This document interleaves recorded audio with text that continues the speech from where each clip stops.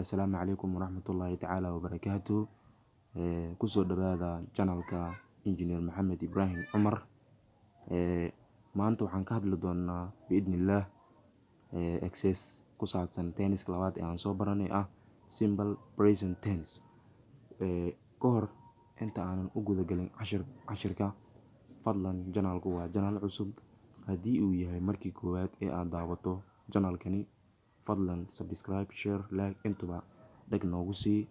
si aad u hesho casharo ku xiisi geliya intaas waa codsi.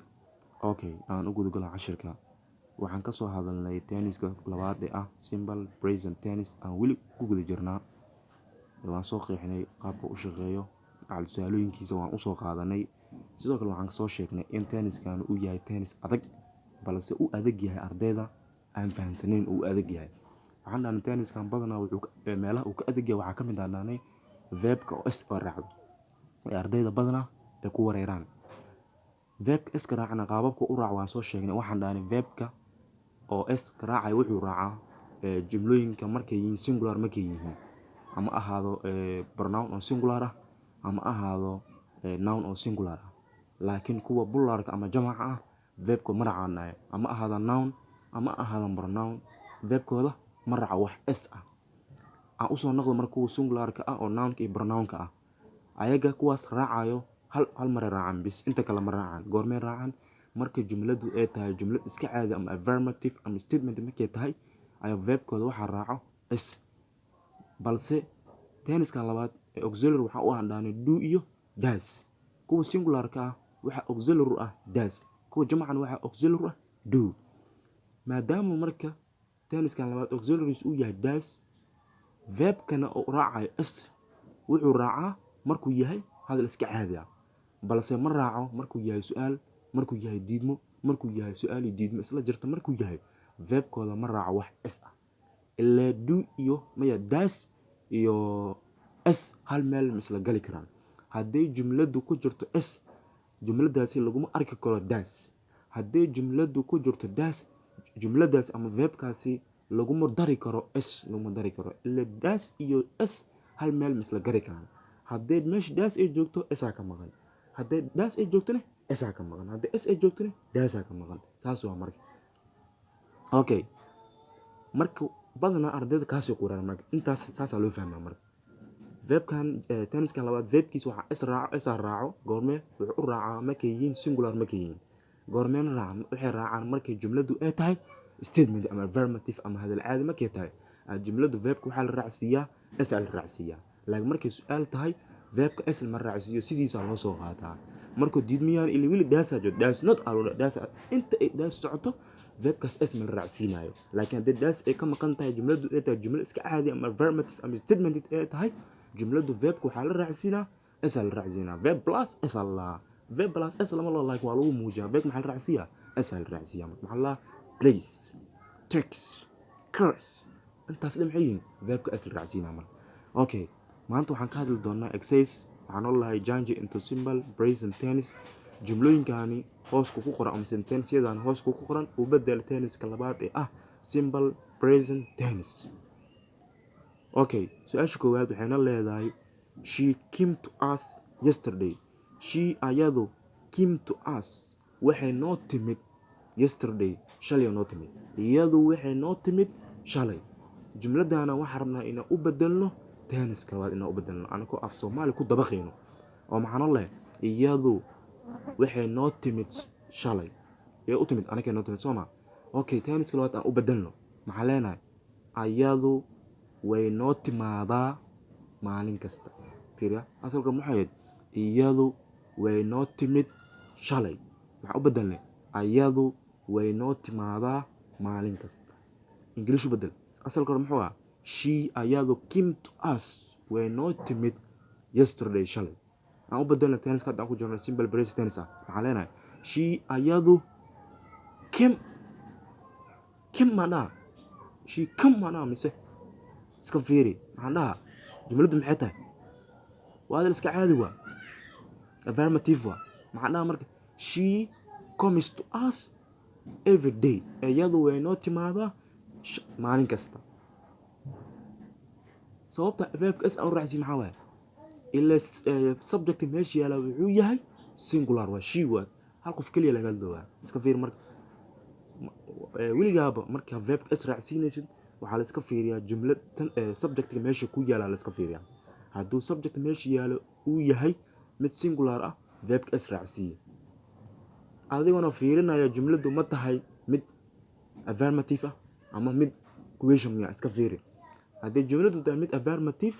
kadib maxaa fiirisaa subject meesha yaala miyuu yahay mid plural ah ama miyuu yahay mid singular ah hadduu singular yahay verbka s raacsi comes de hadduu subject meesha yaala uu yahay plural verbka s ka reeb come le debs hadda marka maxaa leenahay marka subject meesha uu yaala muxuu yahay singular maxaa leenahay marka she comes to us every day ayadu way noo timaadaa maalin kasta next mid labaad ana lahay my jelly cunugeyga broke wuxuu jibiyey the door albaabku jibiyey alla cunugeyga wuxuu jibiyey albaabka goormoo jibiyey marroo jibiyey aan u bedelna marka taaniska labaad aad aan ku jirno maxaa leenahay cunugeyga wuxuu jibiyaa albaabka fiiri cunugeyga wuxuu jibiyaa albaabka asagar muxuu ahaa cunugeyga wuxuu jibiyey albaabka maxaa u bedelna cunugeyga wuxuu jibiyaa albaabka English asalkiisu waxay ahayd my jelly broke the door maxaa u bedelna my jelly ay broke ma leenahay maya broke waa past waa present is muxuu noqonaa break oo noqonaa asalkiisu muxuu ka imaaday break broke broken waa maxaa leenahay marka break okay miyaan leenahay my jelly break the door qalad waa ilaa maxaa ku dhahay jumladu fiiri jumladu ma tahay jumlad affirmative ma tahay ha haddana fiiri jumladu subject meesha yaala ma yahay singular ha kadib verbka is raacsiiya oo maxaa leenahay marka my jelly breaks the door cunugeyga wuxuu jibiyaa albaabka maxaa dhahay my jelly cunugeyga breaks wuxuu jibiyaa the door albaabka okay waxaan filayaa mid labaad inaa fahmo next su-aasha saddexaad waxaan olahay how did you do sidee u samaysay how did you do sidee u samaysay kahor su-aashan intaa badan horta aan ku fahansiiyo did it do duna waa noogu jirtaa didna waa noogu jirtaa anaga waxaan soo baran do auxiliary ah did auxiliary way tahay laakiin taaniska saddexaad aan bara doono waay ay auxiliary u tahay balse hadda maxaa noogu soo daray intaan noogu soo daray duna taaniska labaad hadda aan ku jirno auxiliary u yahay kuwa jamac ama bularka ah ayuu auxiliary u yahay marka maanta jumladii aan lagu soo dhex daray waxaan olahay how did you do sidee u samaysay aan ku fahansiiyey marka did you do mar waxay noqdaan verb marna waxay noqdaan auxiliary marna waxay noqdaan verb hadda marka isweydii jumladu hadda ma tahay mid auxiliary ku jirto ma tahay jumladu hadda markaan fiirino kan dambe oo do ah verb waa kan soo horeey did aane auxiliary waa how did you do sidee u samaysay fiiri kan u soo horeey maxaa ku dhahay did ah auxiliary waa kan u dambeeyna do oo verb waa iska fiiri marka do iyo did iyo does way noqdaan mar waxay noqdaan verb noqdaan marna auxiliary noqdaan iska fiiri marka maxaa la marka how did you do sidee u samaysay aan ku dhigna taniskeena maxaa leenahay sidee u samaysaa sidee adigu u samaysaa English answer maxay noqonayaan how iska fiiri meesha ma su'aal waa subject meesha yaala awe you waa ay iska fiiri marka use singular is plural maxaa la marka how do you do sidee u samaysaa how do you do sidee u samaysaa okay waxaan filayaa inaan la fahmay next masha Allah su'aasha faraad waxaan olahay the players ciyaartooyda are playing waxay ciyaarooyin the football kubadda cagta as a good si wanaagsan u ciyaarooyin tenniska waa aan soo dhaafno oo present continuous tennis ahwa amaanta waxaan rabnaa inaan u bedelno tenniska ka horeeyay a simple present tennis aan allahay ciyaartooyda waxay u ciyaaroosaa kubadda cagta ama banooniga si wanaagsan ama si fiican aan ka dhigin tenniskeen labaad maxaa leenahay ciyaartooyda waxay u ciyaartaa kubadda cagta ama banooniga si fiican ama si wanaagsan fiiri English muxuu ah the players ciyaartooydu are playing waxay ciyaarooyin the football kubadda cagta as a good si wanaagsan. tennis club waxaan noqonaa the players ciyaartooydu aye verbkii aanu ah playing maanta yaa lagu dara ing ila tennis koowaada verbka waxaa la raacsiiyaa ing. okay tennis club verb maxaa la raacsiiyaa s la raacsiiyaa hadduu jumladii ay tahay mid singular ah subject meesha yaala u yahay mid singular ah oo tahay affirmative jumladu. okay hadda jumladu ma tahay mid affirmative ha sax way tahay. auxiliary ama subject meesha u yaala muxuu yahay waa mid plural ah players allah maxaa la raacsiiyaa s la raacsiiyaa jamac waa verb maxaa la marka isma la raacsiiyaa not isma raacsiinaa ila waxaa soo baratay hadduu subject u yahay plural verb isma la raacsiinaa laakiin hadduu singular u yahay verb s la raacsiiyaa maxaa la marka the players ciyaartooydu play waxay ciyaaraan the football kubadda cagta as a good si wanaagsan u ciyaaraan maxaa ku dhahay the players ciyaartooydu play waxay ciyaaraan the football kubadda cagta as a good ila verb waxa is u sii waay waxay tahay jumladda ama subject meesha i yaala wuxuu yahay mid plural ah sharciina wuxuu ahaa haddii jumladu tahay mid plural ah verb isma la raacsiiyo markii la joogo tenniska labaad hadduu jumladu tahay ama subject meesha yaala uu yahay mid plural ah verb wax s ah lama raacsiiyo sharci ahaa soo daad marka hadda subject meesha yaala wuxuu yahay mid plural ah waa players aan la s la raacsiiyo verb maxaa ka dhiganaa marka si caadi ah dhigana waxaa leenahay play aleena waxaa marka the players play the football as a good masha Allah ina faana fila next su'aashanaad he is trying the question he isagu is trying wuxuu isku dayowa the question su'aasha mid ugu marka verb waxaa jiro ku dhamaado why jumladan ku soo xasuustay verb waxaa jiro ku dhamaado why sida try cry fry play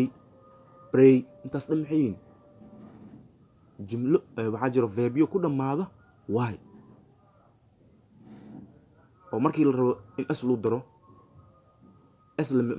la iskaaga dari karo shuruudaha jirto ama sharciga jiro okay verbyada u dambeeya why markii la joogo tenniska labaad why waa la burburiyaa la qaabka loo burburiyaa laba shuruudaa jirto laba shuruud loo fiiriyaa waxaa la dhahaa why xarafka inta ka jiro hadduu yahay mid shibana ah whydaas hee waa la burburinaa waxaa lagu bedelaa ayaa lagu bedelaa shuruud labaad why xarafka inta ka jiro hadduu yahay shaqal whydaas mala taabanaa sideeda s loogu daraa for example had maxaa noo yaalo try anoo taala soo maa try why xarafka inta ka jiro muxuu yahay shibana waa arag inta ka jiro soo maa whydaas waa la burinaa ayaa lagu bedelaa kabacdi es la raacsiinaa haddii why xarafka inta ka jiro uu yahay shaqal whyda mala burburinayo esaa lagu daraa bis tusaale play oo kale why inta ka jiro ayaa ka jiro soo maa shaqalaa ka jiro whydaas mala taabanayo oo plays allah bis plays allah jumlada hor u noqon number 4 the players are playing meno marka hadda aala the play bis hadda aala the play hadda aala the player bis hadda aala ciyaartooyga hadda aala estas way xarafta jir muxuu yahay shaqal waa waayas ma taabo lahayn iyo saracsiilo hadiilan the player plays ciyaartooyga wuxuu ciyaaraa hadiilan plays saracsiilo labada shuruud loo fiiriyo waay xarafka inta ka jira hadduu yahay shibane waaydaas waa la burburina ayaa lagu bedelaa ka bacdi asal raacsiya haddii waay xarafka inta ku jiro u yahayna shaqalna waaydaas ma taabanayo si toos ah waxa loogu daraa is loogu daraa waa faahna filaa okay hadda waxaan leeyahay he is trying the question isaga wuxuu isku dayaa su'aasha okay tan soo daakina maxaa leenahay isaga wuxuu isku dayaa su'aasha macnaheedu marka he maxaa la marka tries waayad waa la bixinaa ay isaga loo bedelaa tries allah the question isaga wuxuu isku dayaa su'aasha maasha Allah naga su'aasha lixaad macnaheedu the teacher is a copying the book macalinku wuxuu koobiyeynayaa buuga tenniska waa present continuous tennis waa aan ka dhigna tenniska labaad hadda aan ku jirno simple present tennis af Soomaaliyan maxaa leenahay macalinka wuxuu koobiyeeyaa buuga balse maxaa meesha noo yaal koob kale ilaa shuruudu waxay xarafka u jira oo waay xarafka u dambeeya verbka u dambeeya waay waa la tuura waxa loo bedelaa ay bacdi isal raacsiya laakiin ayaga loo fiirina laba shuruud waay xarafka inta ka jira miyahay shibane ha waay la tuur ay ku bedel waay xarafka inta ka jira miyahay shaqal ha waay tuurin isku darbis had koobi fiiri واي حرف انت كجر محويا شبن واي وايد ولا تورا محلو بدلا لو بدلا محل مرك AES محلنا مركا the teacher copies the book waxa is u raacsi subject meesha la wuxuu yahay mid singular ah maxaa marka the teacher copies the book macallinku wuxuu koobiyaa buuga next day af Soomaali marmar waxaan leeyahay waxaan ka qayb qaataa xafladda